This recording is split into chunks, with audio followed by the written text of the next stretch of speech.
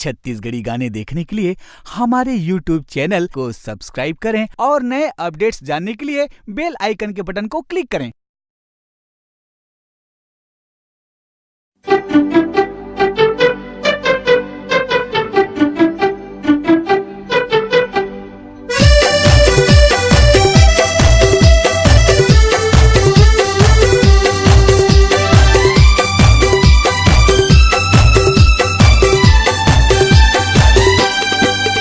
कैसे कराऊं शादी टूरी के बंगला बड़े रे, कैसे कराऊं शादी टूरी के बंगला बड़े रे।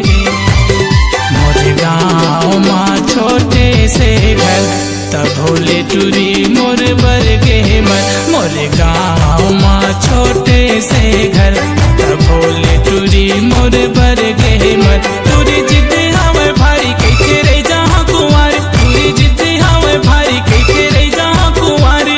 मोरे चबर अड़े रे, कैसे कराऊं शादी टूरी के बंगला बड़े रे, कैसे कराऊं शादी टूरी के बंगला बड़े रे।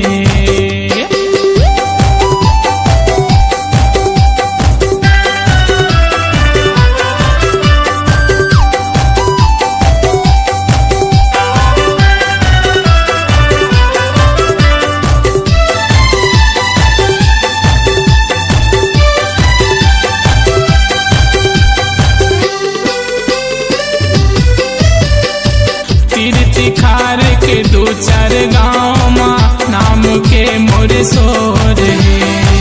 का देखे का जाने पगली मयम मर गे मोर रे। तीर्थ खार के दो चार गाँव माँ नाम के मोरे सोर है। का देखे का जाने पगली मयम मर गे मोर रे।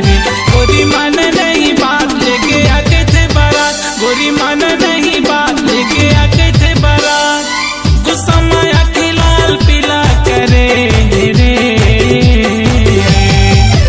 कैसे कराऊं शादी टूरी के बंगला बड़े रे, कैसे कराऊं शादी टूरी के बंगला बड़े रे।